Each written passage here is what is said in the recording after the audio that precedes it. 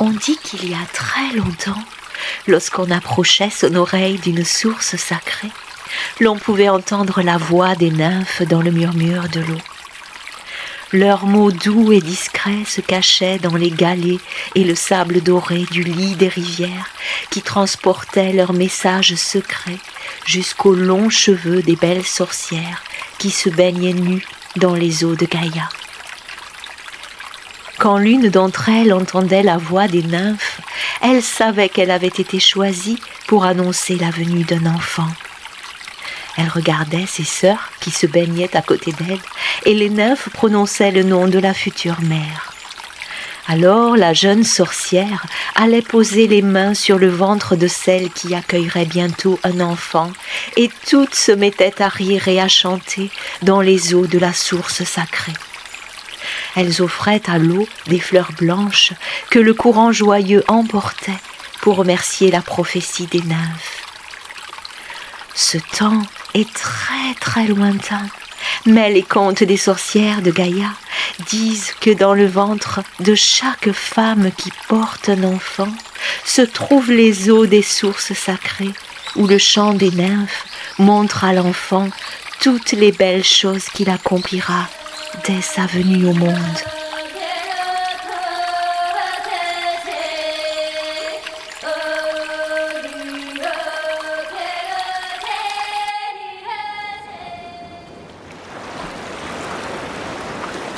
On dit aussi qu'il y a très longtemps, les sorcières de Gaïa avaient le pouvoir d'entendre les messages de sagesse dans le chant des vagues de la mer. Un jour, l'une d'elles, dont la chevelure magnifique renvoyait l'éclat du soleil doré, se baignait nue et écoutait les oracles de Gaïa, laissant les vagues doucement caresser les jolies formes de son corps. Sur la plage, un jeune homme l'aperçut et tomba follement amoureux d'elle. Elle sortit de l'eau, offrant la beauté de son corps au jeune homme. Ils s'unirent au bord de l'eau, et le matin venu, alors que son jeune amant dormait encore, la belle sorcière s'éloigna dans l'immensité des eaux à laquelle elle appartenait. Lorsque le jeune homme se réveilla, il comprit qu'elle était partie et qu'il ne la reverrait plus jamais. Son cœur ressentit à la fois tristesse et joie d'avoir eu la chance d'aimer une sorcière de Gaïa, libre comme l'eau, et qu'il ne pourrait jamais garder près de lui. Une larme roula sur sa joue et tomba dans la mer.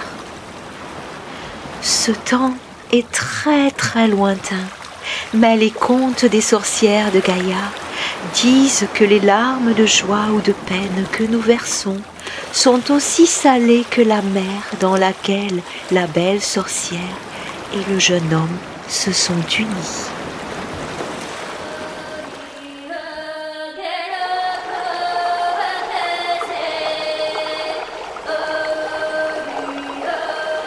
On dit aussi qu'il y a très longtemps, les sorcières de Gaïa gardaient le passage d'entrée des eaux souterraines qui menaient à la mémoire du monde.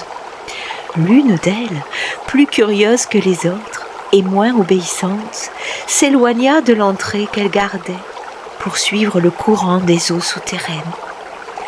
Elle nagea longtemps, longtemps, longtemps dans un voyage sous la terre où elle découvrit ce qui n'est pas visible à l'œil nu.